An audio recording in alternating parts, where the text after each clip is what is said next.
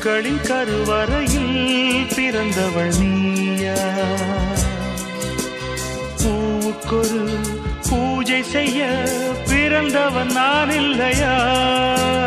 இதயத்தின் தாமரையில் இருப்பவன் நீயா?